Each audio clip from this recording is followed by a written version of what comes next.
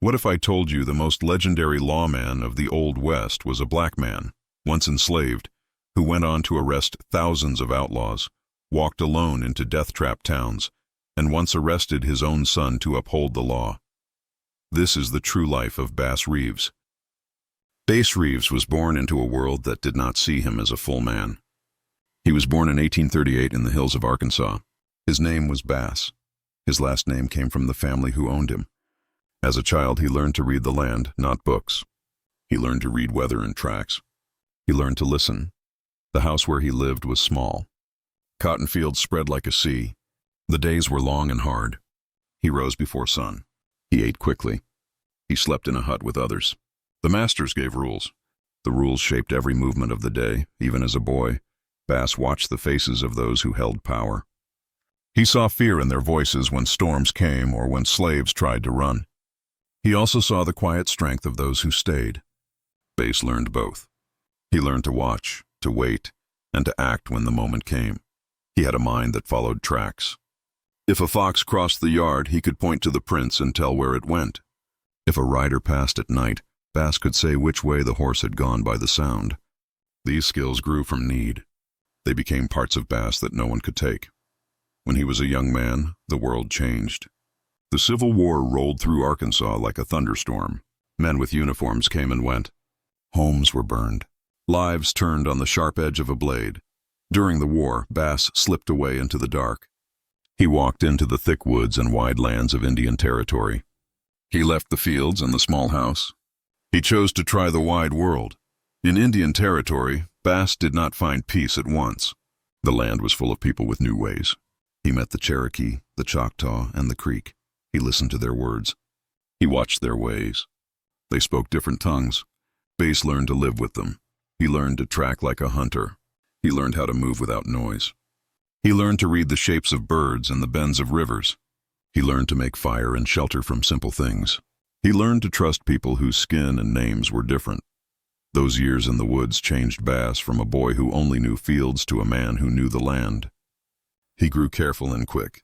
He learned to hide a shadow in daylight. He learned to speak a few words in the languages he heard. He carried the wisdom of many worlds. Stories say he learned to use tools others did not master. He learned to ride with calm. He learned to tie knots that held under strain. He learned to stop and watch the wind.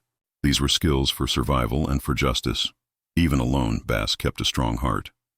He missed family and old friends. He felt the hurt of being taken and sold. He felt the deep ache for a life that could have been gentle. Still, he let his pain become fuel. He let it shape a steady courage. He made a code.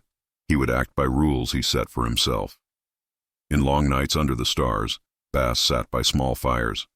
He studied the faces of the people who taught him. He kept their stories in his own. He learned to be quiet when others talked. He learned to laugh when it was safe. And he learned to move with purpose when it was time to act. Bass also learned that fear could be turned into an ally. Fear taught him to be careful and to plan. He did not hate every white man he saw. He watched each one with a steady eye. He looked for the one who might change, for the one who might keep a promise. In a world of quick threats, he chose patient strength. He kept a small leather strap, a token from his past, hidden in his boot. It reminded him of who he had been and who he chose to be. He promised himself he would never forget where he came from. When the war ended, Bass had a new life waiting. He had a mind honed by the wild and shaped by many teachers. He had hands that knew more than the field. He had a calm voice that could cross a room like a bell. This was the beginning. The young man who had been born into chains now carried chains only in memory. He had not yet earned the badge or the fame, but the seed of that lawman was planted deep in the land he learned to read and brave. When the war drums rolled through Arkansas, Bass Reeves felt the earth change under his feet. The fields he knew became places of danger. Soldiers moved like weather, sudden, loud, and cruel. One night, with the moon thin as a coin, Bass made a choice he could not take back. He left the house that had once been his world and walked toward something unknown. He crossed creeks and paths he had seen only from a distance. He moved light and low through corn and brush.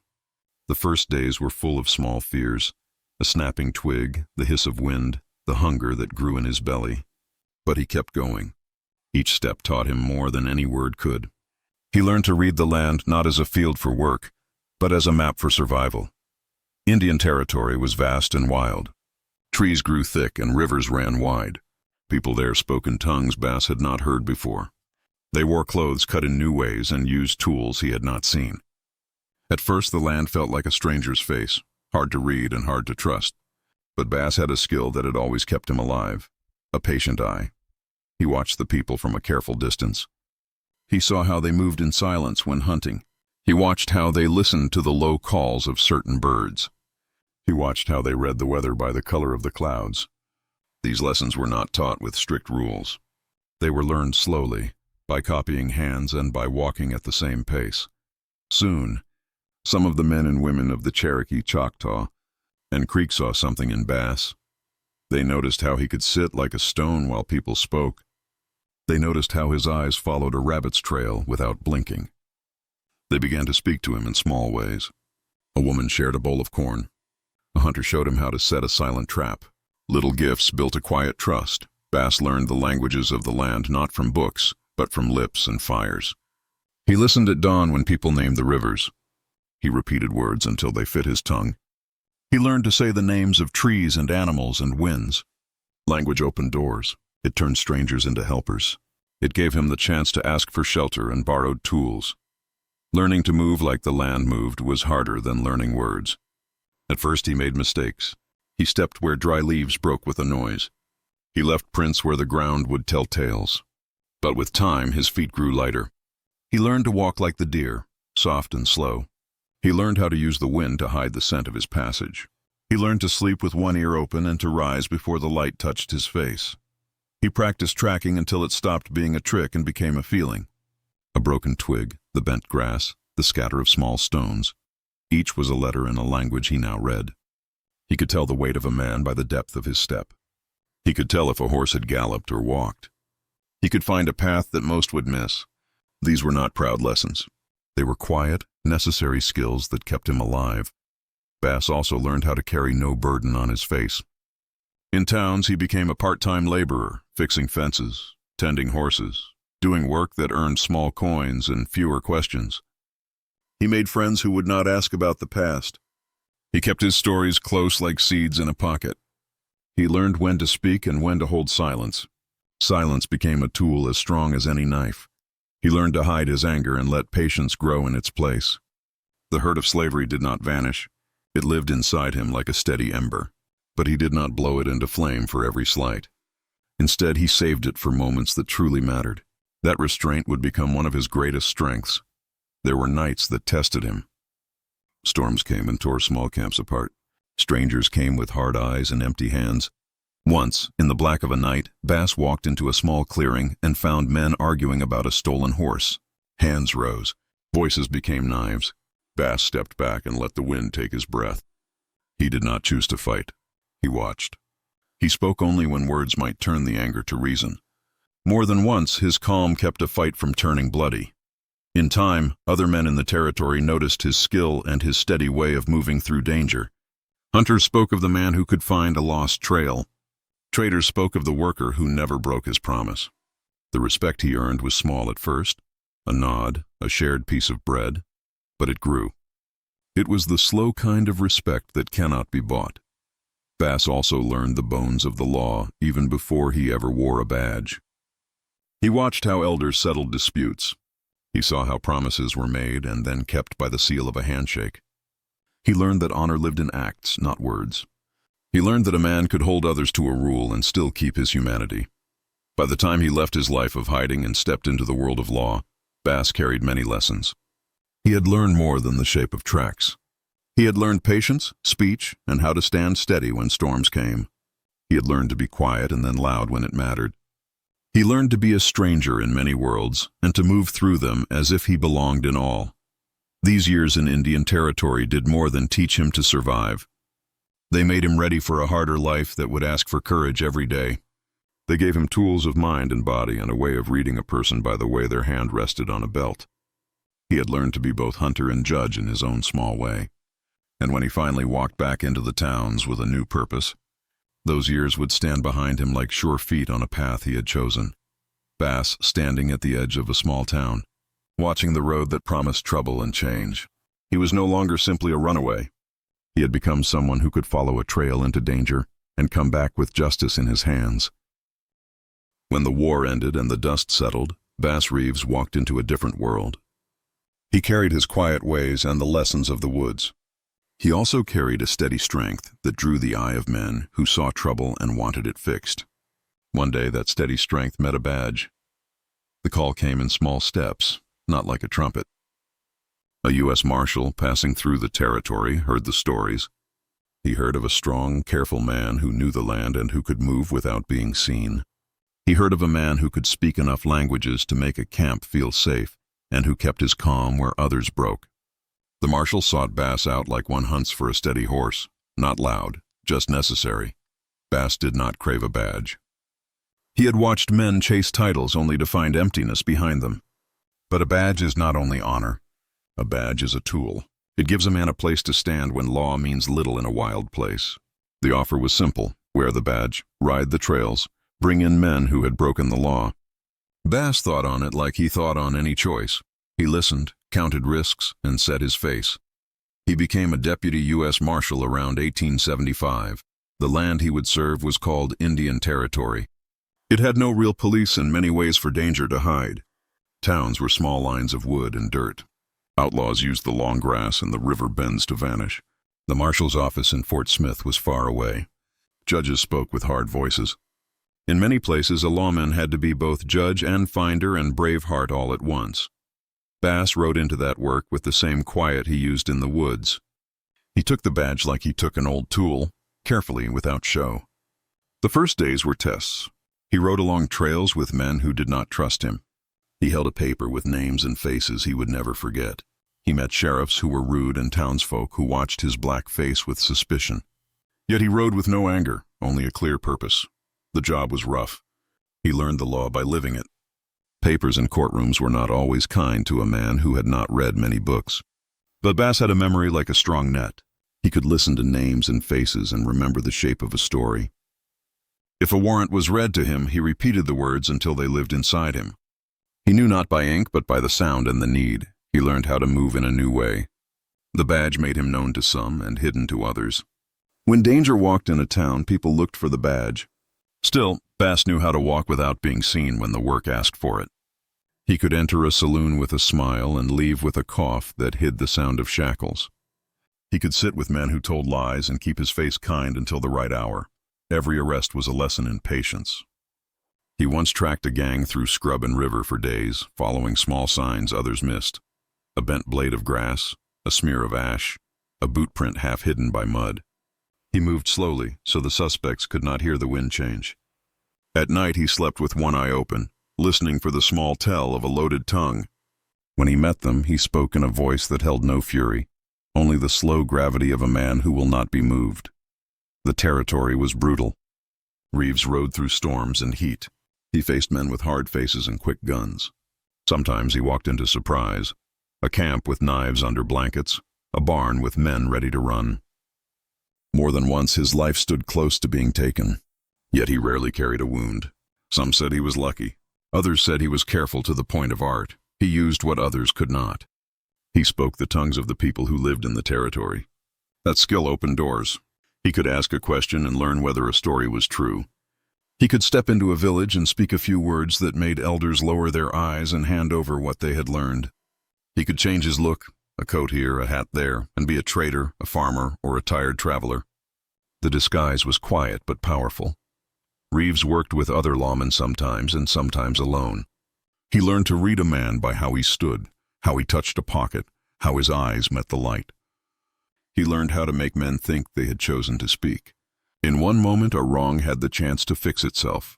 In another, the law had to take a man away. His name began to move like a low drum. Stories spread across towns. A calm marshal who could track a shadow and who would not be bought. Some tales grew big with time. The papers liked to print numbers and rough claims. Bass let the talk sit and did not chase praise. His aim was not to be known. His aim was to make the trail end for men who hurt others. There were times the badge asked him for hard things. He took warrants that led him to small cabins and to faces he knew. He arrested men who had been kind to him. He stood before judges and told the truth. He watched families gather and cry when a man was taken to jail. He felt these things deep. Yet he kept to his rule. The law must stand even when the cost is weight on the heart. The years shaped him into a myth and into a man. The badge built a new identity, but it did not erase the man who had slept under trees and learned by the glow of a fire. He kept the quiet of the woods in his walk and the patience of the elders in his talk. He wore the badge with the same care he had learned to mend a shoe or tie a knot, small, steady gestures that made a life work. Bass Reeves riding into a low sun, the badge at his chest catching a bright line. The road was long and full of harm, but he rode with purpose. He was no longer only a survivor of chains. He had become a keeper of a fragile order in a place where order was thin. The new identity sat lightly on him, but it changed how the land would answer when trouble came. Bass Reeves did not rush. He moved like a shadow that knew the sun. His work as a deputy marshal asked for quick action. It also asked for patience. Bass had both. He used small tools that others did not see as power: his ear, his face, his memory, and the languages he learned long ago. He could not always read a paper. Books were not a steady friend to him, so he learned another way. When a warrant came, he listened to the words until the names lived in his head. He wore the law like weight in his chest. He could repeat a description of a man as if he had seen the face 1,000 times. This memory was more than trick. It was muscle. It let him find people who thought they had hidden well. Bass used disguise as if it were clothing and not an act. He changed the way he stood, the way he tied his hat, the way he smiled. A fine coat and a hat could make him a traitor. A rough shirt and a limp could make him a weary farmhand. He learned how men spoke when they lied. He copied their voice until they believed him. In a tavern, he could sit by a table and listen. By the time he stood, the men at the table had told the story he needed. He used language like a key. The tongues of the Cherokee, Choctaw, and Creek were not just words to him. They were doors. When a man in a village heard Bass speak in his own tongue, he might open a mouth that had closed to others. A few quiet words could turn a guarded face into a helpful one. Villagers who feared the white lawmen sometimes trusted Bass because he spoke like their neighbors. This trust brought him clues that paper could not show. Tracking was an art Bass had learned slowly by watching birds and water. A bent blade of grass told a story. A chip in a fence post told another. He watched how a man tied his boot and could tell whether he had come on a hard ride or a slow walk. He knew the weight of steps. He knew which horses left a deep print after rain and which did not. If a trail looked cold, he walked beside it until it spoke warm. He learned how to wait in plain sight. He could sit in the shade of a porch while the sun watched him. Neighbors would pass and not think him a man with a task. He watched the mail, the way a woman swept her yard, the pull of a child's laugh. Small things showed him how a house lived inside. He learned which door might hide a secret and which window would give a view to a man who walked by. When danger lived behind a door, Bass often used the oldest tool, surprise. He could go in as a friend and leave with men in shackles. He once walked into a camp as a trader, dealt for a horse, and left with the men who had been wanted for months. He used gentleness to make a place soft. He used a calm voice to make a room quiet. His hands moved like the rest of him, steady and sure. Bass kept a code while he did this work. He did not boast about the tricks. He did not shout about the men he caught. His acts were small and clean. When he had to use force, he used the least force that would do the job. When he could use words, he chose words. When he had to fire a gun, his aim was not to frighten but to stop harm. He never let fear rule him. Yet he knew how to use fear as a tool. If a man thought a faster hand might kill him, he might give himself up. Bass used the shape of his presence to make the moment right. His face could be kind or like a stone. The choice came from the work and the man before him. Reeves kept records in his head. He remembered names, faces, and the sound of voices. When a case came to court, he could stand and tell the story as if it had been written down. Judges learned to trust the steady way he told facts. His memory became the ink that law books could not provide. He worked with other lawmen sometimes, and alone at other times. Alone, he had to trust his own skill. With partners, he learned to lead without anger and to follow without pride. He taught younger men how to read a field and how to listen. He showed them how the soft sound of a shoe could be louder than a shout. His methods came from a life of many teachers, the men and women who taught him in Indian territory, the elders who showed him how promises held weight, and the quiet of nights spent listening to the land. He mixed what he learned into a way of working that felt like justice more than show. His work was small acts that grew into a large truth. Law could come quietly and be strong. Even when stories grew loud and papers printed wild claims, Bass kept the same way. He did not hunt fame. He hunted the path. He took the steps that made a trail end. He kept the people of the territory safer by a life of small, smart choices, not by a loud hand. Reeves standing at the edge of a camp at dawn. Mist curled like soft cloth. He adjusted his hat, breathed slow, and walked in. In the quiet, the work began. He moved with the methods that would make him a legend, not just because he caught men, but because he knew how to find them without breaking all the things that make a life human. Bass Reeves became a name that moved like thunder across small towns and wide prairie. People spoke his name in quiet rooms and loud saloons. The stories of his arrests grew with each telling. Some stories sounded like wild tales, but many held a simple truth. Bass found men others could not. He chased outlaws who thought the land hid them.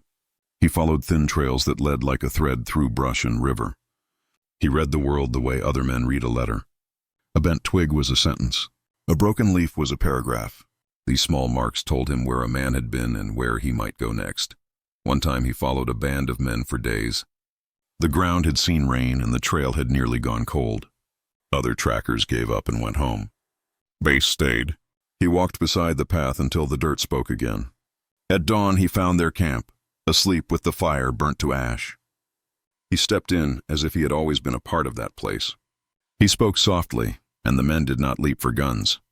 He put the shackles on, one slow click at a time, and walked them out while the sky was gray with the first light. Bass did not always use force. He used it when the moment called for it, but he preferred the quiet of surprise and the strength of a calm voice. He could sit with robbers and listen to their stories until they believed him a friend. Then he would take them gently, like a father taking a child from danger. Townsfolk watched this and found it strange, and strange can feel like power. Many people said he arrested thousands. Some said the number reached 3,000. Others said fewer. Bass did not count his deeds with pride. He worked because the work needed doing. He kept the figures only in a head that remembered faces and places like a ledger. What mattered to him was not the number but the end of harm. He also met danger that breathed hot and close. Once he rode into a place where men waited with rifles hidden. The sound of horses was the only warning. Bass knew the sound of fear. He fell from his horse and moved like water, low and fast. Bullets sang in splintered wood. When the smoke cleared, only a few men had been hurt. Bass walked away with a scar across his cheek. That mark taught people two things. He could be hurt, and he would not stop. Courtrooms saw him often. When the judge asked for facts, Bass told them straight. He did not need a paper to back his words. He stood tall and spoke like the land had taught him, plain and true. Judges learned to rely on the steady sound of his voice. A man might twist a tale and try to hide. Bass would place the truth on the table with quiet proof, the kind that came from memory and from the way people lived. Sometimes the work felt small and ordinary.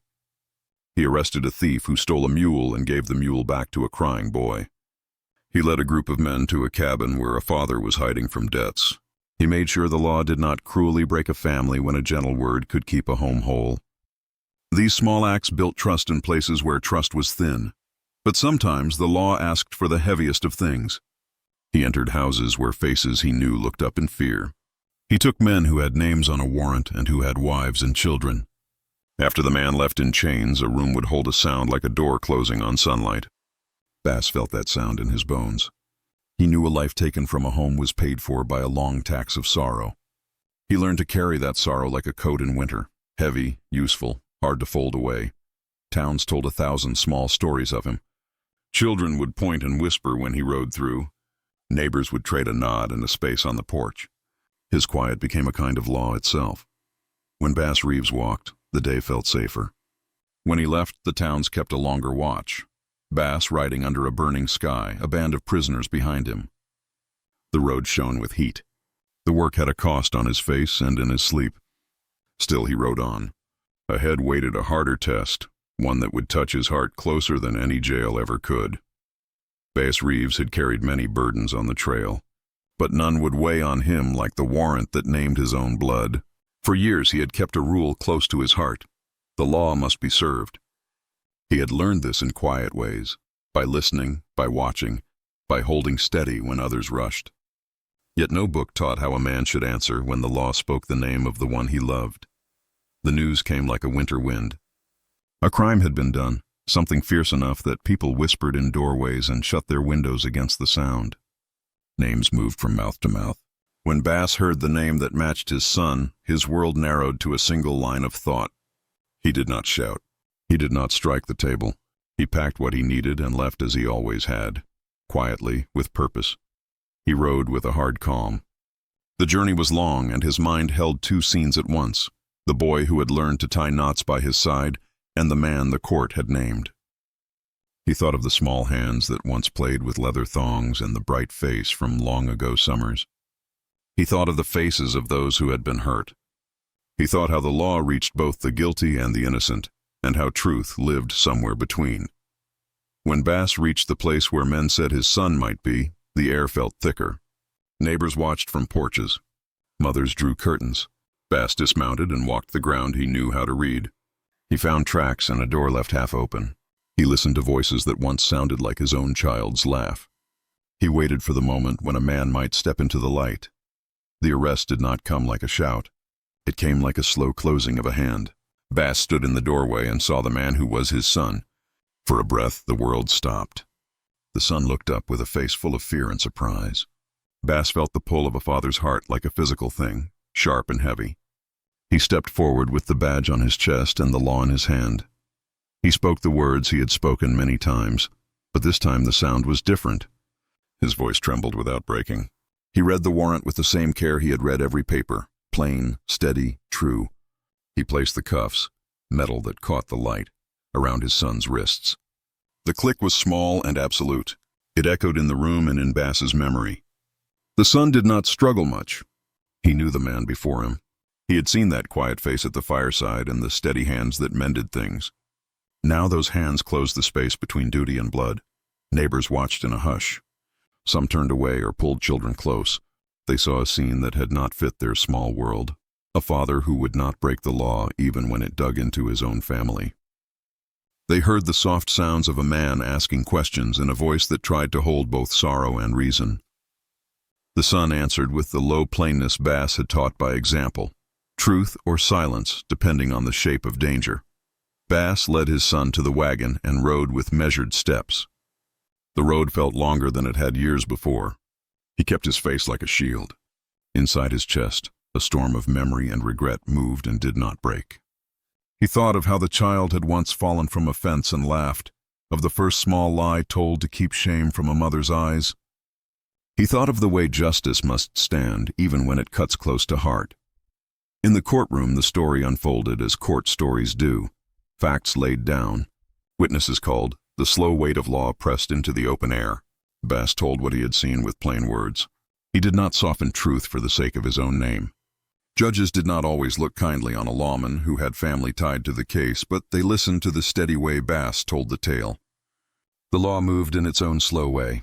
For Bass, every moment carried the smell of a home he would remember differently afterward. What followed changed more than one life. The son faced the verdict of men who must hold a balance between mercy and order. Bass did not cheer the result. He accepted it like a man who had done what he believed right and then had to carry the cost. He went home without having wiped the hard lines from his face. He went home with a space where laughter had been, and with questions that would not leave him in bed at night. People spoke of the arrest for years. Some called Bass cruel, others called him just. Many simply shook their heads and said a man had done the work he swore to do. Bass did not answer the talk much. He believed that a life must be lived by acts, not by the noise of opinion. He had learned that justice is not always the same as kindness, and that doing right may mean pain. At night, he sat by the fire and thought of his son. He let himself feel the hurt he had kept like an ember for so long. He remembered that a badge can be both a shield and a burden. He remembered that the law was a tool and that tools can cut the hands that use them. He kept faith that the path he chose fit the code he had carried since the woods. Do the work, hold the truth, bear the cost. Bass standing at the window, watching the road where he had ridden in and out. The stars were steady and cold. He had done what he thought a man must do. The wound in his heart would heal slowly, if ever. The arrest of his son would be a mark on the life of a man who had chased justice across the land, the hardest arrest of all, because it took his own soul and left it bearing the weight of a father's choice. Stories have a way of growing. A small truth can become a great tree of tales. Bass Reeves lived a life full of small, sharp truths. Over time, the stories that grew from those truths became larger than the man. People began to tell them again and again, each telling added a leaf, a twist, or a bright color.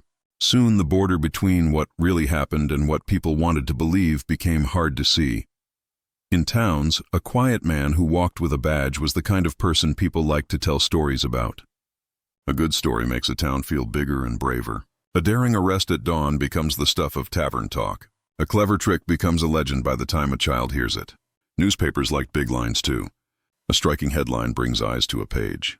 So small facts were made into bold claims. Numbers were rounded up. Encounters grew more dangerous in the telling. Bass did not ask for these tales. He did his work the same way whether people spoke his name or not. He did not tell the stories to make himself grand. He mended fences and rode long roads. He followed trails and read faces.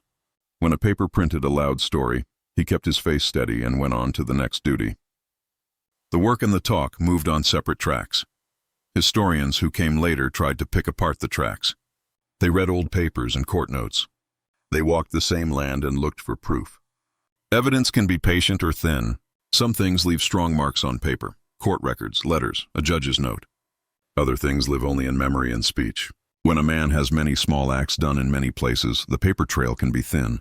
People remember how he made them feel more than the exact words he said. This is where myth meets history. Myth is the shape of feeling. It makes a man mean more than one life can hold. History is the careful work of finding what can be shown. For Bass Reeves, both things exist together. The legend grew from a real life that was already remarkable. His arrests, his language skills, his quiet way of moving, these were real. The myth added color, made jumps in fact, and sometimes smoothed edges to fit the tale. Some modern writers set out to tell the truth clearly. They gathered what records they could find. They checked court notes and letters and what old men in towns remembered. They tried to say what could be proved and what must remain a good story.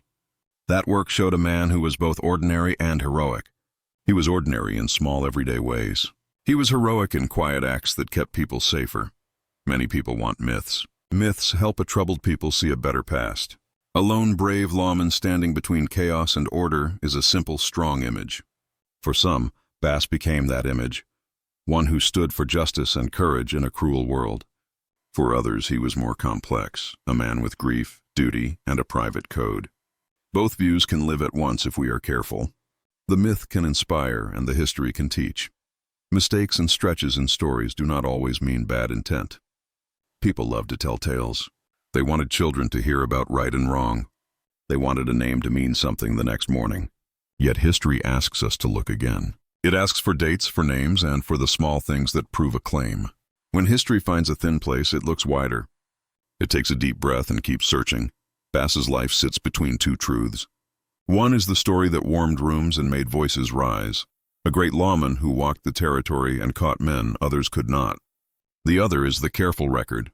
A man who worked for years, who made hard choices, and who faced pain when duty touched his home. The legend and the record do not cancel each other. They mix. They teach us to be careful with wonder. Today, when people learn of Bass Reeves, they must do two things. They must feel the power of the tale that has inspired so many, and they must be patient enough to seek the facts under the shine of story. Knowing both makes the truth richer and makes the legend kinder. A man who was brave must also be a man we can meet honestly. Bass standing at a crossroads of stories. One road runs wide with bright signs and loud talk. The other is narrow, marked by small papers and steady notes. He walks both because his life created both kinds of paths. Ahead waits the work of remembering him right, the slow, steady labor of truth that honors what he truly did. Years of dust and cold and long rides shaped Bass Reeves into a man the land knew by sight. He had begun as a boy who read tracts. He became a man who could read a whole town. The badge had given him a job. The work had given him a life. He worked for a long time. The days were full of small calls and big dangers. He woke before dawn to ride. He sat in courtrooms and listened. He went to houses at night and walked out with men in chains. He did the work without loud boasting. He did it because it needed doing. Inside him, the work kept two things in balance. One was a hard care for law. Bass believed the law must be more than words. It must make wrong right. It must stop harm. The other was a deep, quiet sense of mercy. He knew what sorrow looked like in a room. He knew the faces of children who watched a father leave. When he could ease a pain without breaking justice, he tried to do so. People around him began to change how they saw him. At first, some feared him. Others watched him with awed eyes and whispers. Over time, many learned to trust him. A farmer would point him to a place the law could not reach. A trader would say, "If Bass goes, trouble will not last long." That trust was slow. It grew from many small acts done well and done without praise. He did not stop being careful.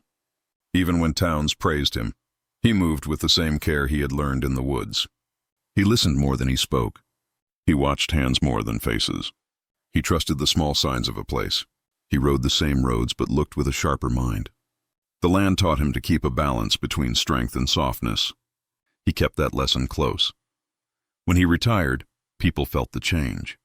A life that had been held by a badge now had a new shape. He left the long roads and the late nights. He still walked with a steady step, but his days had more hours for quiet. He visited neighbors. He sat with friends. He mended small things. He let himself remember the fires and faces without riding into action. Retirement did not erase the stories. People told them like blankets they wrapped around a cold night. Tales of daring arrests and sudden courage moved from porch to porch. Some stories grew large. Children asked their parents the same questions. Was Bass really that brave? The answer often came not as a fact, but as a faith. He had become a sign that the hard work of a life could matter. Yet Bass did not live for praise. He had kept one rule since his days in Indian Territory: do the work and do it honestly. He let the stories live as others told them. He kept his hands busy and his mind calm. He visited the places where the law had touched people's lives. He listened when old wounds were spoken. He did not pretend they were small. He knew what they cost. A quiet honor followed him in later years. Men who had once doubted him spoke his name.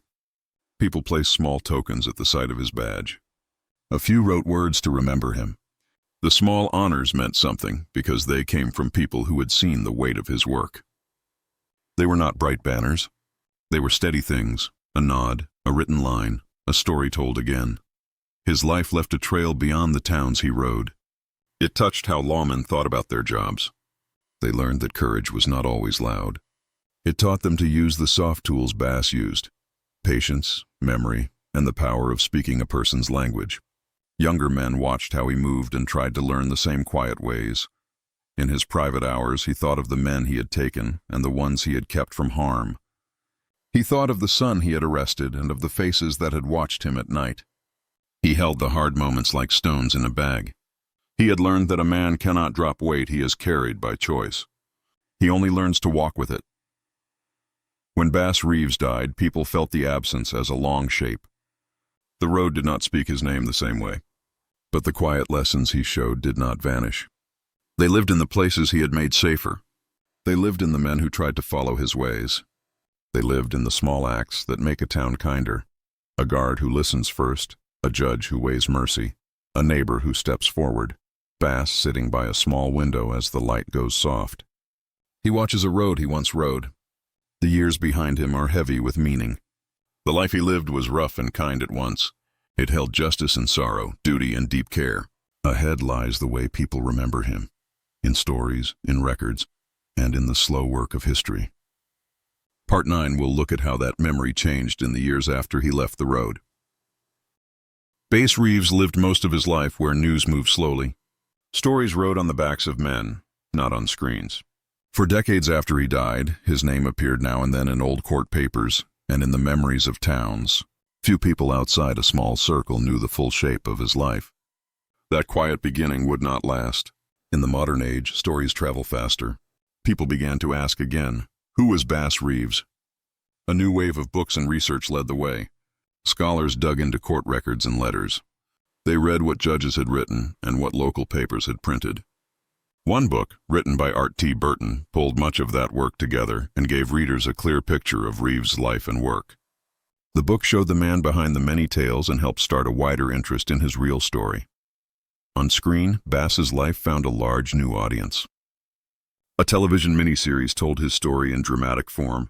The series followed his rise from slavery to his work as a deputy marshal. The show let viewers see the land he rode and the people he met. A famous actor played Bass, and many people who watched the show said they never knew this story before. The series brought new faces to the old tales and pushed his name into a wider conversation.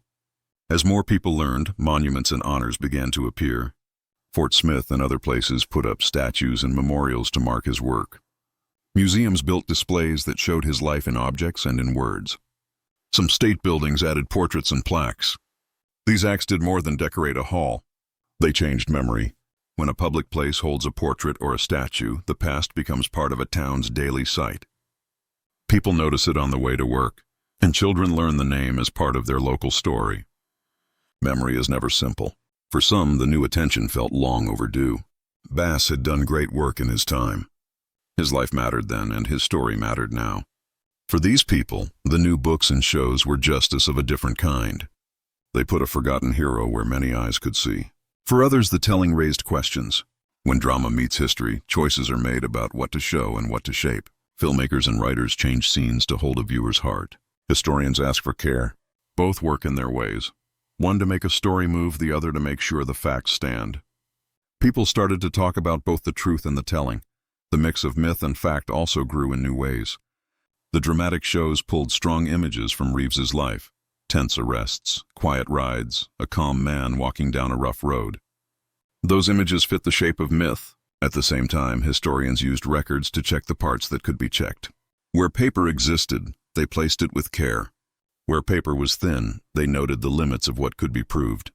This work made the memory more honest, even when it made the story less tidy. It let viewers love the man without losing the truth of how complicated his life was. In towns where Reeves had worked, memory became a living thing. Schools sometimes added his name to lessons. Local guides pointed to the places he had ridden. Museums made small corners of quiet where a child could look at a badge and imagine a night on the trail. People who had not heard in their homes now heard in their streets. Memory moved from paper to place to daily life. The new attention also changed how people talk about courage and justice. Reeves's life asked large questions. What does it mean to serve the law when the law itself is part of an unequal world? How does a man forge right in a time of wrong? The modern telling does not fix those questions. It shows them to a wider public and leaves the answers to be argued by each listener. That is part of the power of remembering. A story from long ago can make us ask sharp questions now. Not every telling was careful. Some stories stretched facts to fit the shape of a hero. Others printed numbers and claims without clear paper to back them up. These loose tellings made historians work harder. They dug back into dusty records and court notes. They found letters and judges' files. They pointed to what could be proved and what must stay as a strong rumor. That work gave the public tools to judge stories. It let people love the legend and still hold the history honest. In the years after the shows and books, Bass Reeves moved from the edges of history into a more central place in American memory. He stood among the other figures of the Old West, not as a perfect hero, but as a man who lived hard choices. People now see him as part of a larger story about American life, a story of trouble and courage, of cruelty and of steady work to make towns safer. The memory of Bass Reeves continues to grow, shaped by books, screens, statues, and the slow work of historians. Reeves's name is louder now, and that gives people a chance to learn, to question, and to honor in ways that matter. Part 10 will look at the quiet lessons his life offers, the things we can carry forward when the screens are dark and the road lies open. Bass Reeves's life ends not with a single bright moment, but with many small ones added together. He did not seek fame. He lived by steady rules and quiet acts. That simple life now asks a simple question of those who hear it. What does courage look like when no one is watching? He began life as a child owned by another person. He learned the world by watching and by listening. Later he escaped, learned new tongues, and read the land as if it were a book. He took a badge not to show power, but to hold a fragile order in a place where order bent like dry grass. All these steps matter because they made a man who chose duty again and again, even when the choice hurt him most. Bass matters because he shows how strength can be gentle. Many people imagine heroes as loud or violent. Reeves shows a different shape, one who uses patience, understanding, and a steady voice. He used kindness as a tool, not softness. He used disguise and speech to make people speak truth. He used the memory of his past to keep his hands from cruelty. In a time and place where many chose quick anger, his calm became a different kind of force. He matters because his life makes people ask hard questions about justice. He lived in a time when the law itself could be cruel and unfair. Yet he stood with the law when it meant stopping harm. He once arrested his own son, and in that act he showed how duty can cut the soul. That choice forces listeners to ask, when is duty right, and when does it need mercy? Reeves's story does not give simple answers, but it opens the right doors to think. Bass also matters because he changed a place in ways that were quiet but real. Towns felt safer when he walked their streets. Families could sleep easier because someone watched the long roads. Those small changes add up. A life that keeps others safe day after day is a life that shapes a town's future. That is a kind of power that does not make loud news, but it makes a steady difference. His story matters to people who feel pushed to the edges. Reeves came from a world that treated him as less than full. He rose without turning his life into anger at the world. He built skills, learned many people's words, and used those skills to protect others. For people who face hard starts, his life can be a mirror. Not to say pain never mattered, but to say a person can make a new path through care and work. Memory is also part of why he matters. For many years, his name lived only in small records and in the memories of old towns. Now more people learn of him through books, shows, and memorials. That change says something about history itself. Who we remember shapes who we think we can be. Adding Bass Reeves into common memory widens the picture of the past. It shows that the American West had more kinds of people in it than the old stories let on. The stories around Bass also teach a lesson about truth. Some tales grew larger than the facts. Legends want the heart to grow big, but history asks for care. Reeves's life sits between the two. To honor him truly, people must love the story and test it with facts. That double task is a kind of respect. It says, we can be moved by a story and still demand the truth. His life also shapes how law and mercy can work together. A lawman who listens, who can speak to many people, who tries to spare pain when possible. These are ideas that matter now. Police and judges of any time can learn from that mix of firmness and care. Reeves shows that holding the line does not have to erase compassion. It shows the hard work of balancing both. Finally, Bass matters because his life asks people to act. Hearing his story is not only to be amazed, it is an invitation to live with steadiness, to help a neighbor, to speak truth in small ways, to keep a quiet code of honor even when no one watches. That is the deep work his life calls for, not heroics alone, but steady acts that make the world small and safe for someone else. When the screen goes dark and the tale is done, what remains is not a tall statue or a single quoted line. What remains is a set of small lessons.